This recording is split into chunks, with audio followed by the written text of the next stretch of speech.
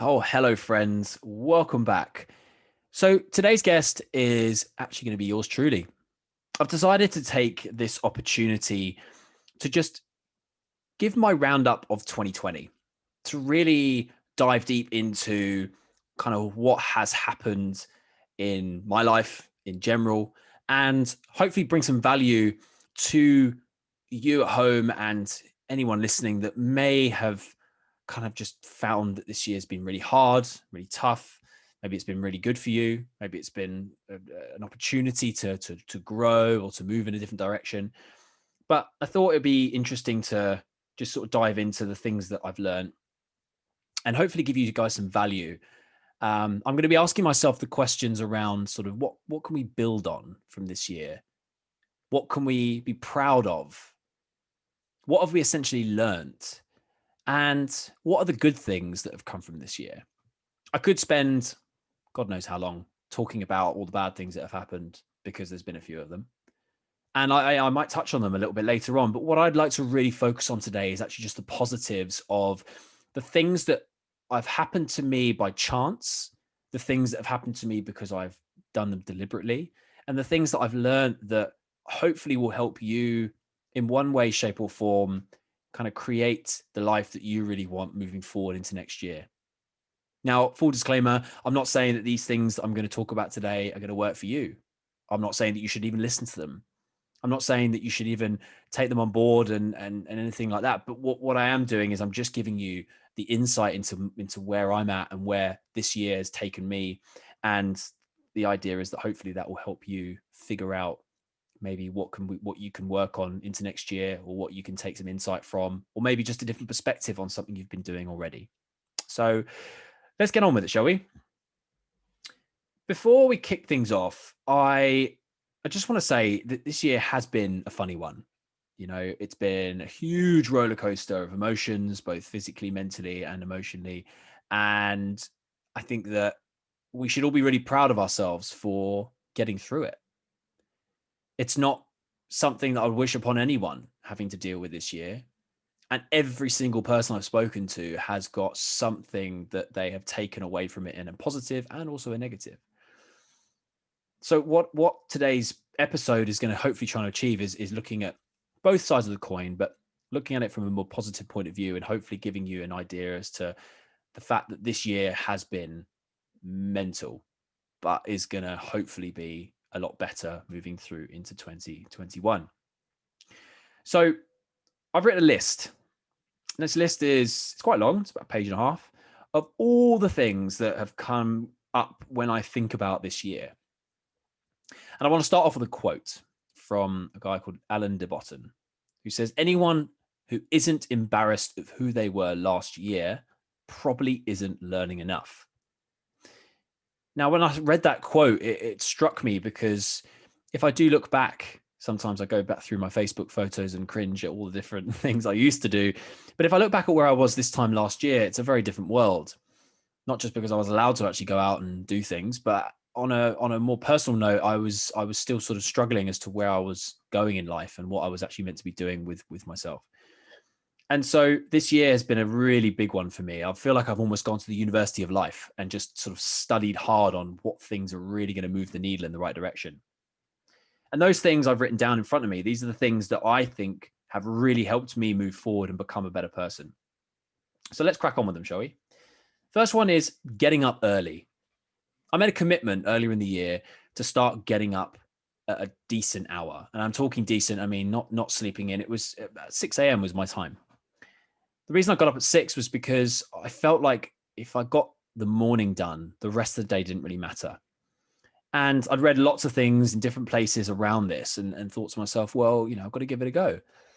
I'll be honest, it was hard at first. You sleep in, you miss your alarm, you think, why am I even doing this? But the consistency does pay off.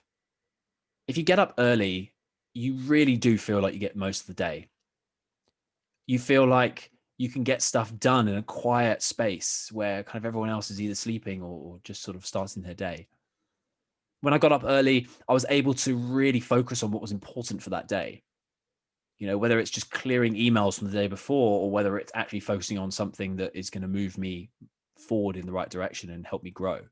Either way, it was something that I really valued, and I've continued to stick to that ever since I set that rule earlier in the year. Another one that was a really simple one to sort of to adapt to, but something that we all forget, is to drink more water. I find myself literally having to nip to the bathroom every half an hour when I first started this rule of life, but actually you get used to it very quickly and your body adapts. I bought one of those big 2.2 liter, gym bunny kind of bottles that you find on the, on the internet, and I fill it up probably twice a day. But it means that I'm definitely drinking at least 4 liters of water a day, which is super important, not just for your physical health, but also your mental health. You can't concentrate if you haven't got enough water in your system. Our body is 70% water after all. Another really good one that I've found hard to stick to, but definitely have found that I'm more aware of it, is putting my phone down more often. We are absolutely glued to our devices. Let's be honest. I don't think I know anybody who says I don't need my phone. And when you say that word need, it's so possessive. It's so finite. It's so certain. But actually, we don't need our phones. We once upon a time lived very, very happily without them. We've just become conditioned to need these phones, to have these phones at our disposal all the time. So putting your phone down more often is good for so many things. First of all, it just stops you from thinking about what else is going on around you, rather than actually concentrating what's going on right in front of you. Social media is it's an interesting one. It's a double-edged sword in my opinion, but it can be so good if you use it the right way, but also so dangerous if you let it consume you. Another great thing about putting your phone down is that you can actually be bored. Like, let me ask you this. When was the last time you felt bored? Like genuinely bored, like nothing to do, and you're kind of staring into space and looking at things on the wall and, I don't know, counting the magazines on the table in front of you, whatever it is. When was the last time that happened? That I asked myself that question a few times this year, and I cannot actually remember. So what I started doing is forcing myself to be bored. And what came out of it was absolutely amazing. I found myself being more playful. I found myself being more imaginative and more creative. Essentially, it gave me think time, which had so many amazing repercussions, because I was able to think more clearly about actually what I was doing, where my business was going, what my life was like, what was going on in the world. Being bored isn't a bad thing. I think it's a necessity in life to be bored, because it gives us that space to actually just stop and think about what's really, really important. It leads me on to my next point of prioritizing and planning what you really want to do in life. It's so easy just to let the weeks roll by, and you get to the beginning of the next week, oh, it's Monday again. Or you get to the end of a week and it's Friday again.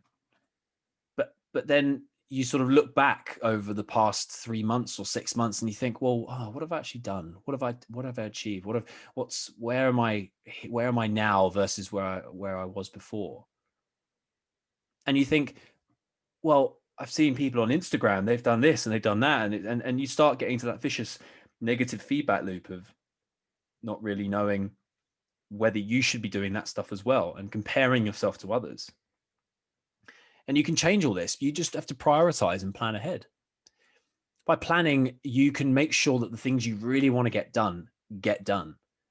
And it's amazing how many people don't realize that time passes regardless of what you do. Whether you're sitting down doing nothing or you're rushing around like a headless chicken, time passes regardless. It's the only constant in life. But ironically, it's the only thing we can't buy more of. So if you are spending all your time trying to make loads of money, but then depressed or sad because you don't have enough time to spend the money with the people that you love, then that's kind of paradoxical. You got to look at that and think, well, what's the point of making all the money if you're not going to spend it with the people or the things that you actually made the money for? I've asked this question to myself so many times when I've been stressing myself out over trying to, maybe get more clients or to try and save this money or to put money in that investment. It's like, does it really matter? Ultimately, time is the most important thing you will ever own. It's the most valuable thing you'll ever own, but yet we always give it away so easily and so quickly. So by planning ahead, you're able to actually capsulate that time and use it for the things that you really want to use it for. Prioritize the things that make you happy in life, not anyone else, make you happy. I did this exercise a couple of years ago to help me figure out my values. And it's quite a simple exercise, but essentially what you do is you go back through your life and talk about the things that, or think about the places where you were happy and you felt most proud and that you felt really content, and all the sort of the good feelings around your life. And then you look at kind of like what you were doing and who you were with and where you were and all those sorts of things. And what you start to gather is all these words and expressions and feelings around those times.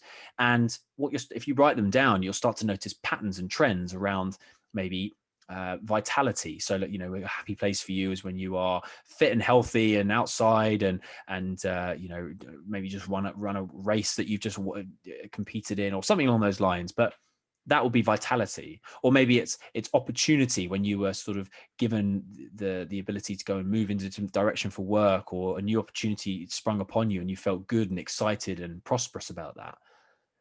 Finding your values can be really key and really important to actually directing you in life. Because then if you know your values, you're able to actually decide what priorities to say yes to and what to say no to. A book I read earlier in the year is one by Greg McKeown. It's called Essentialism. And essentially, the book talks about the pursuit of less, but better. So how could you in your life create less, but it be better? So essentially, not so much less is more, but less is better. Because if you're concentrating on the sort of excited few rather than the trivial many, you're able to really focus your attention on the things that do move the needle in the direction you want to move it in. It brings me on to the second point I have around prioritizing, which is essentially trimming the fat.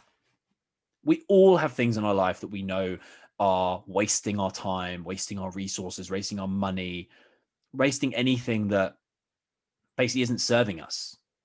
And, that can come in the form of, I don't know, toxic people on Instagram. It can be in the form of, eating the wrong foods. It can be in the form of, it can be a form of so many different things. But ultimately, if you trim those things away and almost go with the philosophy of it's either a hell yes that you're doing something or it's a hell no, you don't get left with this sort of extra stuff that you don't really need or want or do anything with. And as soon as you trim that off, you feel a lot leaner. It could be as simple as something like looking at your desk where you work and just clearing off the clutter that doesn't need to be there.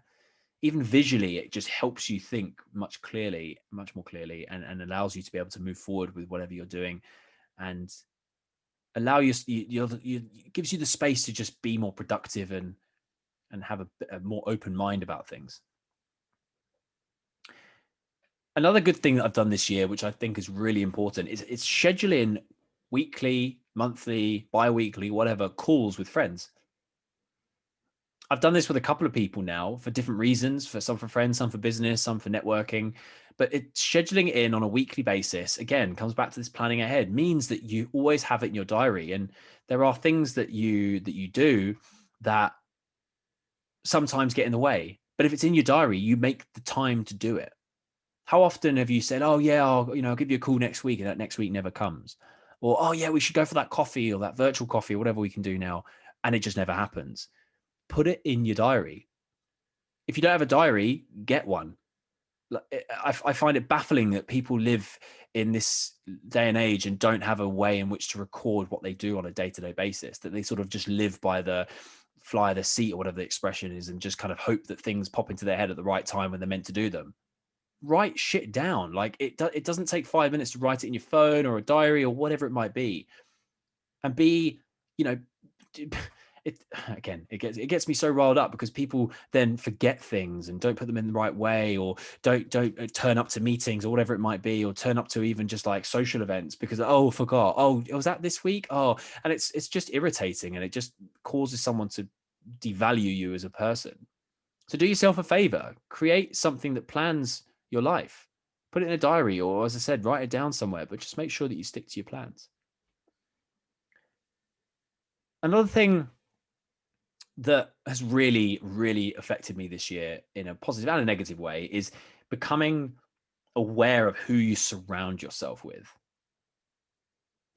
You know, everything from the food you eat to the news you consume to the people on your phone to the people that you hang around with in real life.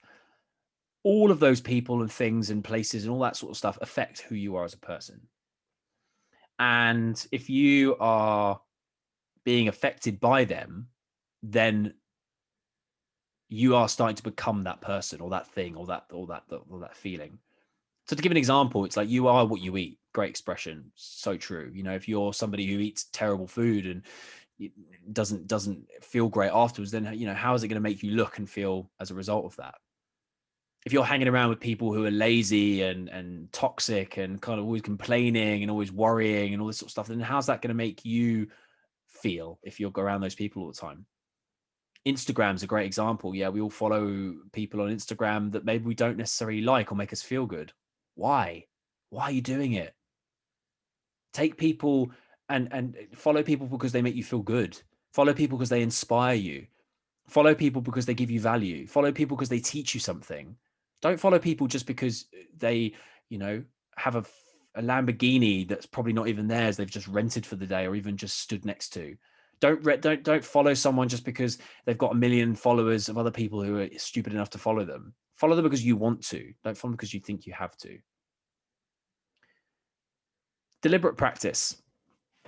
Deliberate practice is something that is essentially doing something because you know you should be doing it or because you want to be doing it. But it's like deliberately doing it every day so that it's consistent.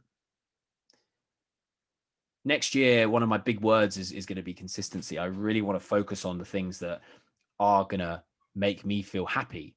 Exercise, breathing, reading, connecting with people. I want to do those consistently every day.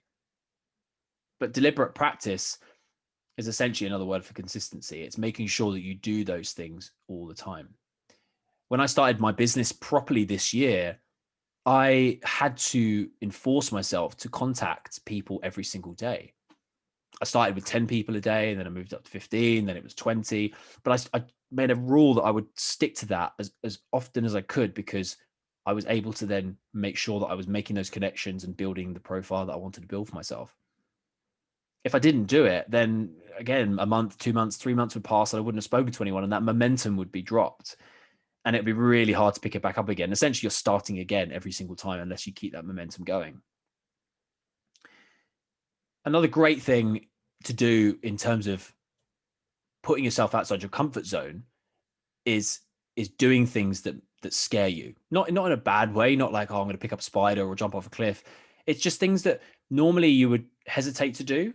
Just lean into them and do them on a more regular basis. This will bring your body, your mind, and your soul into a situation where you are okay with the feeling of being uncomfortable. I interviewed Ben Aldridge a couple of weeks ago, and he's going to be coming on a future episode that I'm releasing in the new year.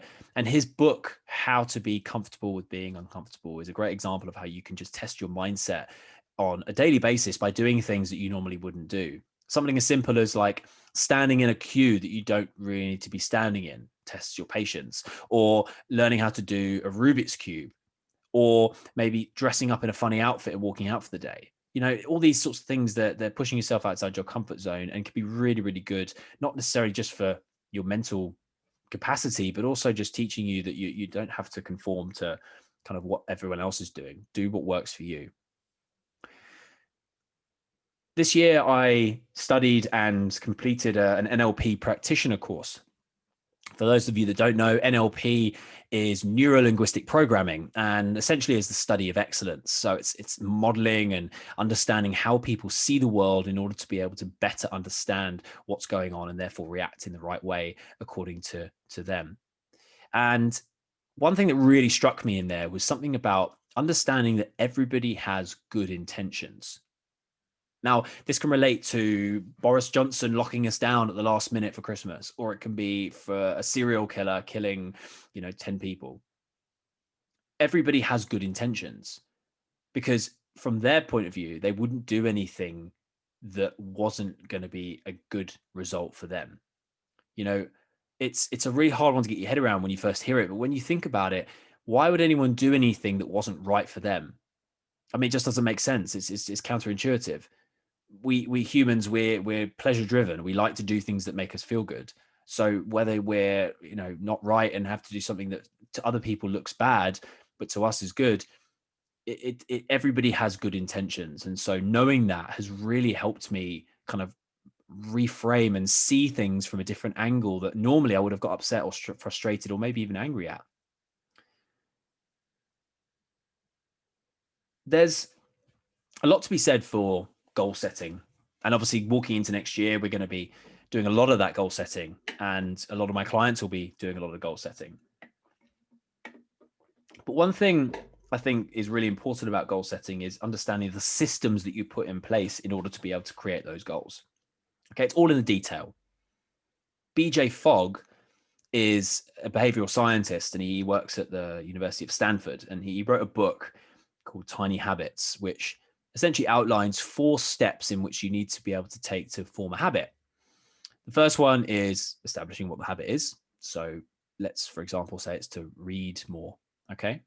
The second the second step is to establish it against a habit you already do autonomously. So let's, for example, say you every time you put the kettle on in the morning, or every time you brush your teeth in the morning, or even in the evening, you read a page of your book, and you make that the rule.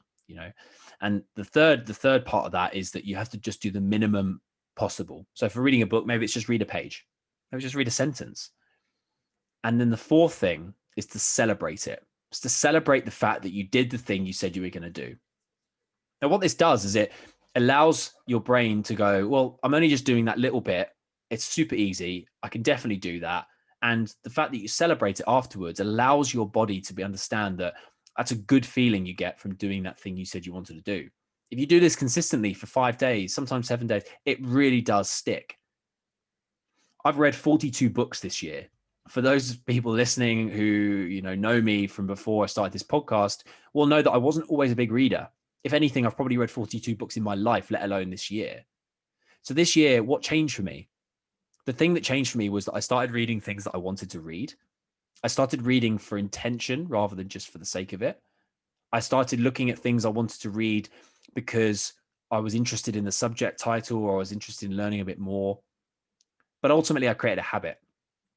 My habit started with putting a book on my pillow every time I made my bed in the morning, so that when I got to bed that night, I couldn't get into bed without picking up a book. And then that was the cue, the trigger, if you like, that made me go, hey, I'm going to read a book, or read some pages of this book. And it started off with a page. It literally started off with 1 page. But then as I started to do that more, I started to get more into it. And then I read 2 pages, and 3 pages, and 4 pages. And now I read for 45 minutes every single night. Again, comes back to that deliberate practice. If you do 45 minutes of reading per night, not only are you going to get more book done, but you're going to get quicker at it as you get better.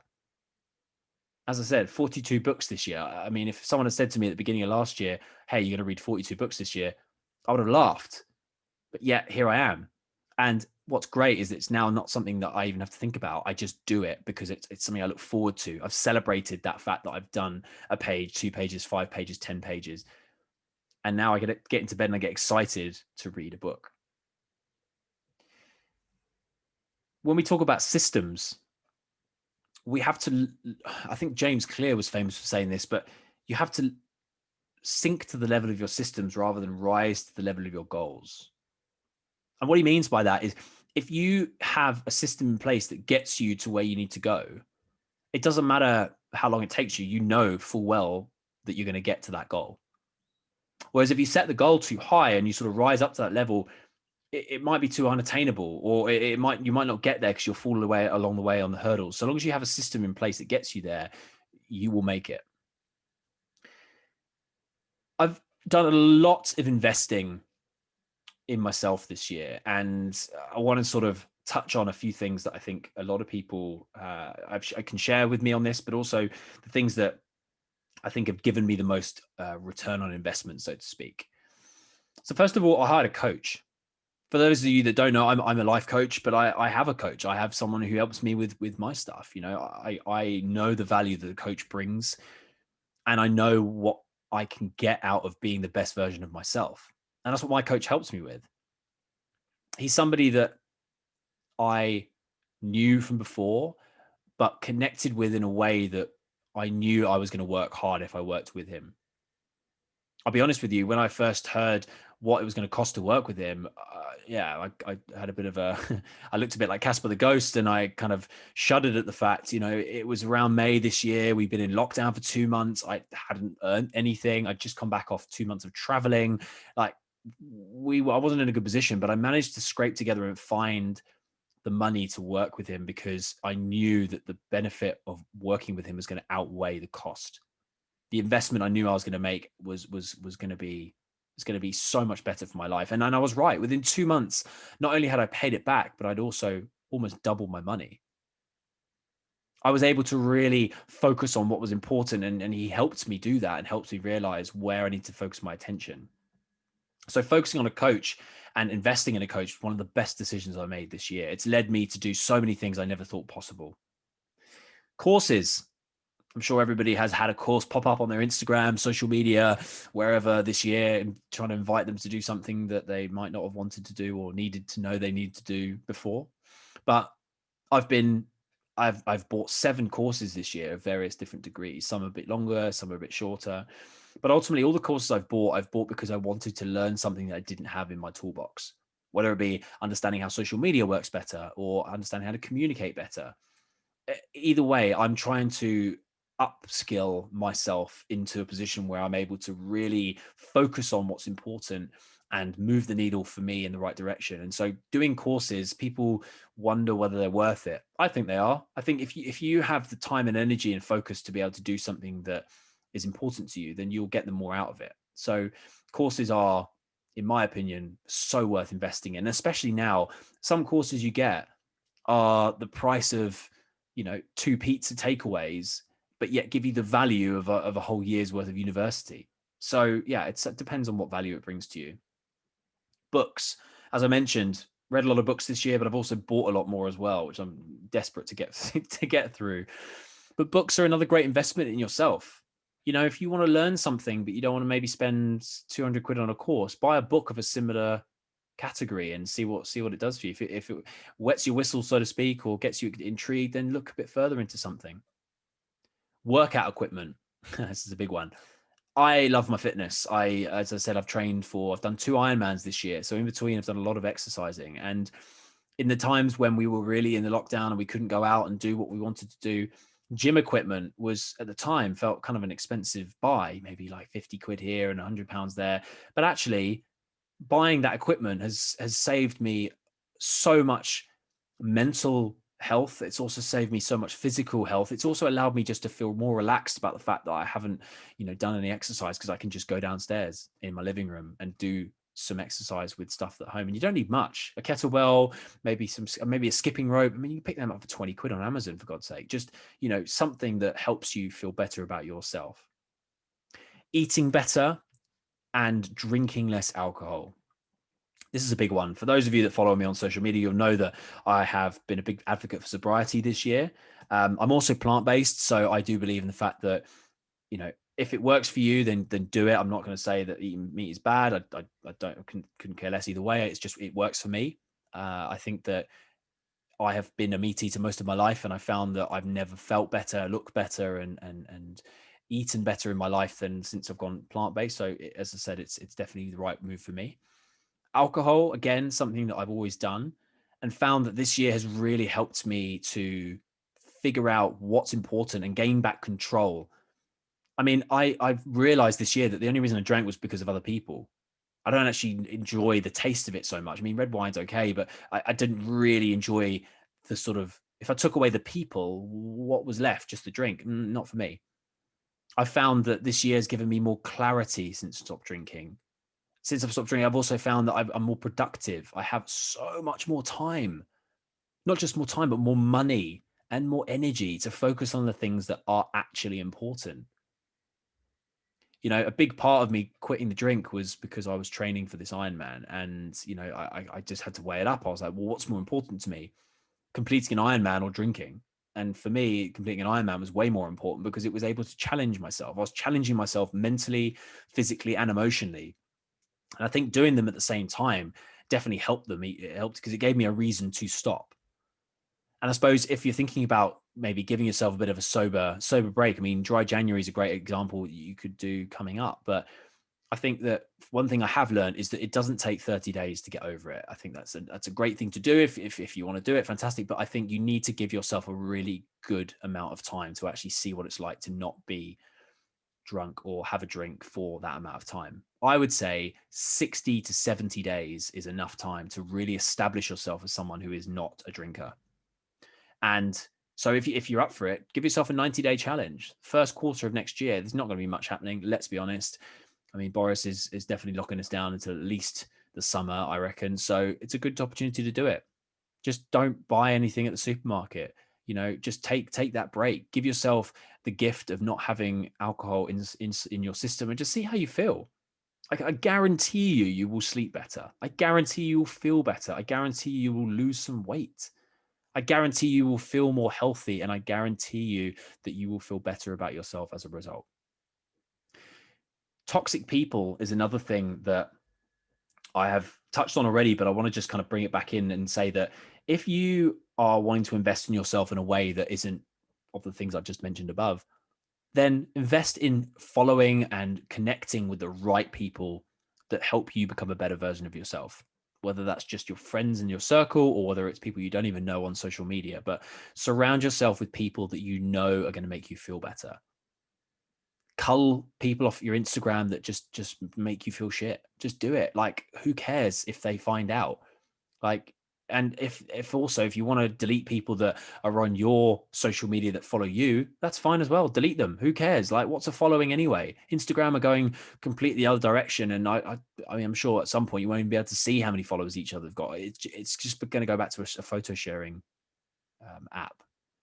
So get rid of the people that don't make you feel good. If you get someone that comments on your photos all the time, for example, or somebody that gives you shit or sends you messages, block them. Get rid of them. Like, you don't need that in your life. Just get rid of them. I think I think so many people waste time and energy and focus on things that it just doesn't serve them. If you have an itch, give it a scratch. It's a funny thing, but ultimately, if you have something you want to do, just do it. This podcast is a fantastic example of something that I have always wanted to do by myself, but never had time, money, energy, list goes on of excuses to be able to do it. And I used to run a podcast with a couple of friends, and that was great. I loved it, but I always wanted to do my own one. And this is the opportunity that I got this year. I thought, well, why not? What's stopping me? And I did it. I decided just one day I'm going to just speak to as many people as I can about the podcast I want to launch, and I just started recording some episodes. And here we are. I'm now recording my 14th episode of my series, and I'm enjoying every single minute of it. And I look back and think, well, why didn't I do this sooner? I'd rather do something and think, at least I tried and learn from it than never try things at all. So is there something this year that you wish you'd started, or something that maybe next year you want to get stuck into? What's the thing that if you could do it right now, if you had all the time, energy, money, resources in the world, what would you do? What if you couldn't fail? I love that question. What if you couldn't fail? What would you do? Breathing, meditating, something I've never, ever got. Sorry to everyone out there who's listening that understands how to meditate and breathe properly, but I just can't get it. I just don't understand how to hit that sweet spot. I found Calm this year. I've tried every single app under the sun, but for some reason, Calm just was easy to get into. It's there's a 30-day kind of meditation introduction on there, and I tried it, and you know what, the guy that speaks on there is really, really easy to listen to. He in a really strange way, he put it into quite simple context for me and said that meditation is an attitude rather than a practice. It's kind of practicing, or sorry, it's practicing an attitude, so to speak, but it's understanding that when you walk into a room of people, you normally, you got to be sort of socialize and be happy. If you walk into a supermarket, your intention is to go and buy some food. When you sit and cross your legs or sit at a chair, whatever you want to do, your intention is to just sit there and think of nothing. Concentrate on just doing absolutely nothing. but being still. And that brings about this incredible feeling of understanding who you are and clarity. And yeah, at first it's super hard. I'm still learning how to even do it, but it gets easier. I promise you that. If anyone's thinking about trying it, Calm, Headspace, Insight Timer, all these ones, they're really, really good. But it does take practice to get to the point where you really see the benefits of it. And if I can just share some insight from it, that I've been doing it now for about 40 days, and it's really helped me just kind of compartmentalize all of the things that were going on in my life that I couldn't control. The things that made me think, oh yeah, how's that going to end up, or what's going to happen there, or oh man, I'm so stressed about that. It's out of my control. So why am I worrying about it? That's the things those are the things that you get cool, calm, and collected about when you meditate. Well, it does for me anyway. And as simple as just sitting there and breathing for 10 minutes can just literally change your life. I think that for anyone that doesn't have 10 minutes in their life, doesn't have a life. End of story. If you don't have 10 minutes of your life to just spend doing something for you, then you really need to assess what you're doing with yourself, because that's quite sad. So maybe make an effort this year just to spend some time doing nothing, away from your phone, away from your computer, away from other people. Just go for a walk. Sometimes, I swim quite a lot, and that's my active meditation. But just sitting down on a chair and just having a moment or 10 to focus on what's going on for you right now internally, and not worrying about what's going on externally. Another thing that I have found this year to be really, really helpful is a bunch of, I suppose, mantras or quotes that have helped me through certain times.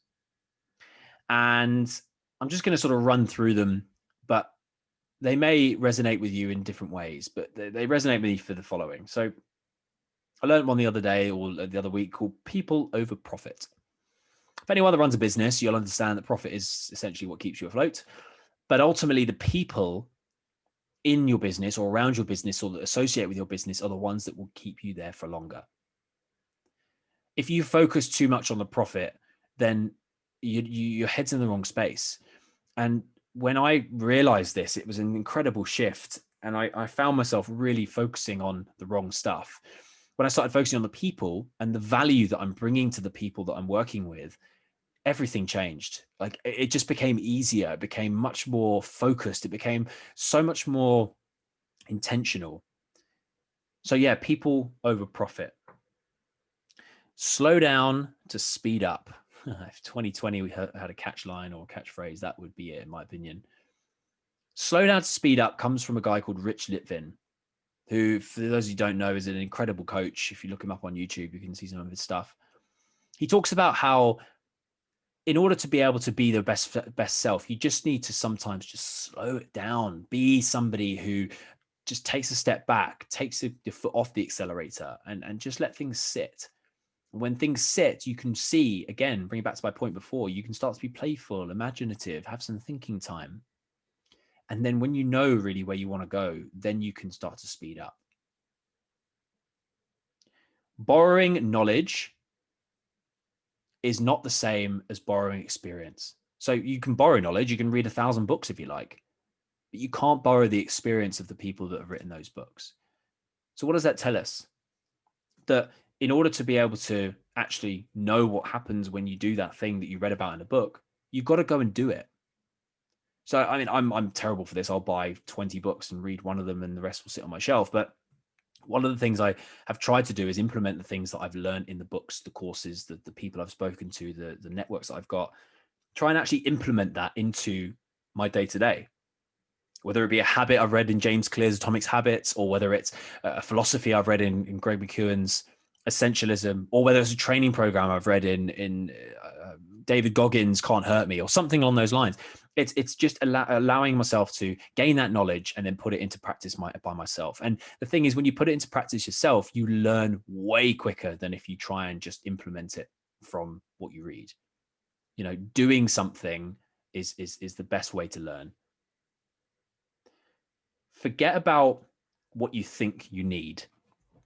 Gosh, this hit me so hard when I learned it. But forget about what you think you need. We are creatures of consumer, we consume so much information every single day. I'm not sure the stat, but I saw it on a Netflix documentary that something like we create something like 1,000,000% more data slash content that we do consume. So that means there's always going to be an endless amount of content to consume. So you may think you always need more, and you can get more. Of course you can get more. There's so much information out there for free at the moment, YouTube and the internet and everywhere else. But forget about what you think you need and just work with what you've got. See how far you can get with what you've got. Figure out, right, what can I do with what I've got right now, and move forward with that in the best way possible. And if you think you need something, then ask yourself, do I really need this? Is this going to really help me move forward? Is this going to put me in the position I know I want to be in? If the answer is yes, then cool, do it. But if it's like, no, actually, I don't need that, or maybe I could do it this way, or maybe I could ask that person that for free who's got that advice rather than paying for a course or a book. So forget about what you think you need. Patience is so powerful. Okay, building your patience is just like, it's one of the one of the things I wish they teach us more at school. But being patient can pay off so much, because things are not meant to happen. How do I put this? Things don't happen the way that we always want them to. And we live in a world of instant gratification. So we kind of expect them to happen when we want them to. But if you're patient, you learn two things. You either learn that the thing you wanted came along anyway, and it just took a matter of time, or the thing you thought you wanted isn't actually what you wanted, and therefore you didn't get it, and therefore it's not a problem. Building things before you have to. This is something that blew my mind right at the beginning of the year. Before I went away traveling, I was having a good conversation with a friend of mine. We were talking about how, what are the things in life that you need to really have in order to build the life you want. And we sort of discussed it, and we were saying like, oh, maybe it's knowledge, or it's money, or it's, status, or it's skills, whatever, relationships. And we looked at it and thought, well, when do you need that stuff? When do you actually need to use them? And it's like, oh, I don't know. And we both agreed that actually you use that stuff when it comes up. But if you don't have that stuff when you need it, then you panic and you get overwhelmed and stressed and anxious. So what can we do about that? We can build before we need it. So build knowledge before you need it by reading books, doing courses. Build strength before you need it. Eat well, drink less, move more. Build money before you need it. Save. Don't spend willy-nilly. Don't live to your means. Live to the life that you always have. If you suddenly get a big paycheck, then great. Save it. Put it into investments. Do something. Don't just spend it on shit handbags and other stuff that doesn't really mean anything. Build skills before you have to. Right? So this time we live in is going to create a lot of jobs being lost and a lot of new opportunities being created. So, what skill set do you need to maybe have that was going to help you navigate the next sort of chapter of this world? Maybe build them now, build the things that you're interested in, build the things that make you feel good about yourself, so that you can have those skills in your back pocket for when you need them, when the opportunity arises. There's a great quote that says, luck isn't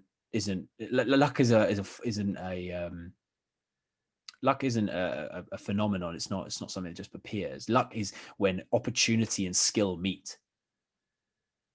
So when you've got skill sets in your back pocket and you're given the opportunity to use them, that's luck. That's when things happen. And the last one is relationships. Build relationships before you have to. There's a really famous Harvard study that was done back in the wartime, sort of the 1940s. And basically what it did was it tracked the happiness of Harvard students, and it's tracked them throughout their entire life. And it asks them questions and does tests and stuff every single year. And what they found is that the key indicator to happiness isn't money, isn't status, isn't the house, isn't whatever else you think happiness is. It's relationships. It's being able to have family and friends around you that keep you feeling good and happy. It's so simple, but yet so many people disregard it and spend their lives worrying about, oh, how much money have I got? Or how much is my business growing? Or how much am I doing this, all that, and the other? And at the end of the day, you've got these people around you that really care about you, that actually mean more to you than any money could buy. So build relationships before you have to. Showing people what you can do, not just telling them.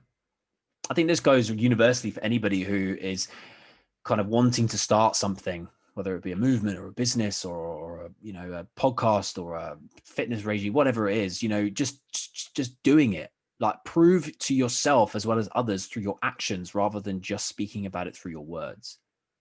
You will get more respect from people when you show them that you can do the thing you said you were going to do rather than just continuously telling them about it. I went off Instagram a couple of years ago for 450 days. And I just disappeared, like obviously a couple of my closer friends were sort of saying, hey, where did you go? Or what's going on? Or whatever. And I just explained to them that I just wanted a digital detox. And I was off Instagram for 450 days. It started off as 30, but it just continued through. When I came back on, I posted a photo and explained exactly what had been going on. And I decided that Instagram was before not the place for me, but now I'd reinvented myself and kind of come back into the world as a coach and wanted to help people. And that's why I was back on the platform. But what I did was I showed people that I did that by actually doing it, and instead of saying I wanted to do it. And the respect and the praise that I got, that people resonated with me and said, hey, that's amazing, like, well done, and congratulated me, but also asked me loads of questions about why and what did I learn from it. And that gave me more satisfaction than just talking about it to people all the time, which is what I'd done for the 2 years previous to that. A great quote that I love, which I have written on my wall next to me, is measuring the gain, not the gap.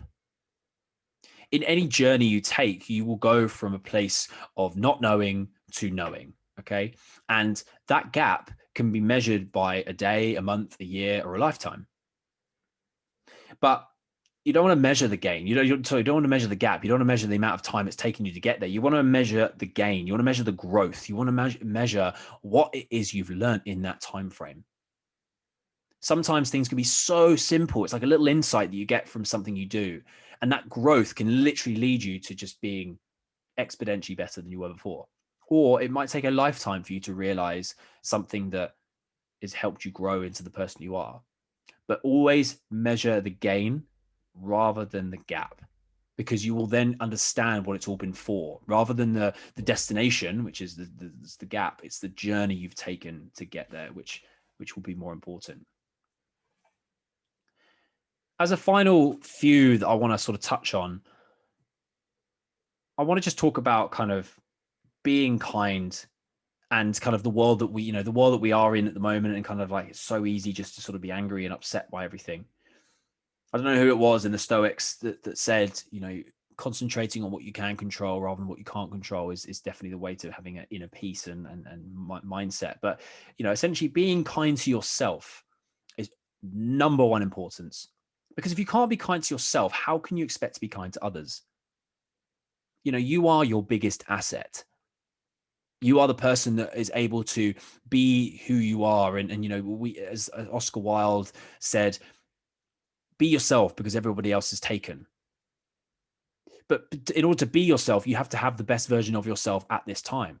So look after yourself, be kind, be healthy, be safe, be the person that you would want to be on your best day. And therefore you can help others and be kind to others because you're being kind to yourself. Don't overwork yourself. Don't stress yourself out. Don't get anxious. Just just understand that, everything will be okay if you are okay. So concentrate on looking after yourself before you're looking after others, because otherwise you won't be able to look after others in the meantime. Everything is an opportunity to grow. This year has been incredibly challenging for so many people, but I think we can all look at this year as an opportunity to grow, as an opportunity to really develop ourselves as people, whether that's to go in a different direction, whether it's to double down on the direction we're already going in. Look at the purpose of what you're doing rather than the process. It's so easy to just take everything and think, oh, this has happened to me. This is such a shit situation. Oh, I can't get out of this. Can't get out of this. Oh, woe is me. Like, yeah, fine, have those negative thoughts and be upset for a little bit, but don't let it consume you. Don't let it be the thing that defines you. Be somebody who, instead of looking at the glass half full or half empty, look at it like you can refill it. You can refill your glass. If your glass gets empty and knocked over because you lost your job, or because, something's happened because this year, whatever, like, pick the glass back up and refill it with something else that makes you happy. I think so many people will spend too long worrying about the negatives and not necessarily focusing on what they do have. Concentrate on those amazing things you've got in your life, because there are hundreds and thousands of them. You just have to think about it and be grateful for the things that you do have in your life. One last thing before we go is I wanted to talk about networking and sort of creating a circle of people that you can rely on. The world's going very much more digital. It's become a place of connecting with people on social media more, becoming, Zoom calls. I haven't seen a real human other than, my bubble for almost a year. It's crazy, but yeah, that's the way the world's going at the moment, and it's the way the world's going to be. So instead of letting it affect you, respond to it and start creating those circles and those spaces for you to be able to thrive in. And what I mean by this is create a network in which you are surrounded by people that you enjoy the company of, or that maybe that challenge you, or that make you feel good, or that share a common trait.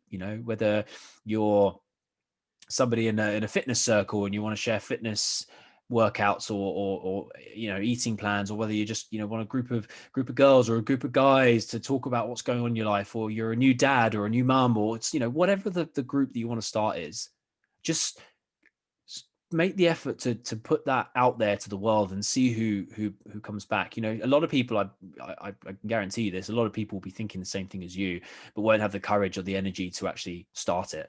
So be that person to start the group, be that person to start the network, be that person to start the collective of people that are similar to you, to just help everyone through these times. You'd be surprised what we can do when we work together. The power in numbers, so to speak.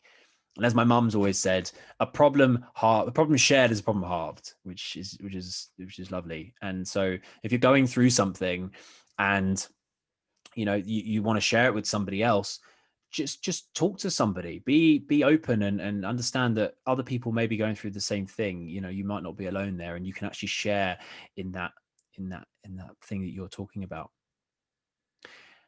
One thing I want to finish on is that Tony Robbins is someone who has a lot of quotes, who talks a lot of sense, but he talks about how the process in which you lead your life is something you should always stick to. And he says, stay committed to your decisions, but stay flexible in your approach. The way I take that is that I've decided to be the person I am today and to do the things I want to do in my life, because that's what I want to do. But ultimately, things that come in the way can sometimes create roadblocks in that path that I've chosen. So being flexible in the way I approach it, whether I go around the square, up over the square, or whether I turn around and go the other way, who knows? But it's all about being flexible to your approach. And I think that is exactly how I'd like to finish this podcast on, is that this year has been a absolute roller coaster of all things emotionally, physically, and mentally for everybody. And I think that if you can be flexible moving forward to what could be the best year ever, or it could be just the same as this year, who knows? But so long as we're flexible in our approach to everything that's happened, nothing can stop you from being the best version of yourself. Thanks for listening. I'll see you next time.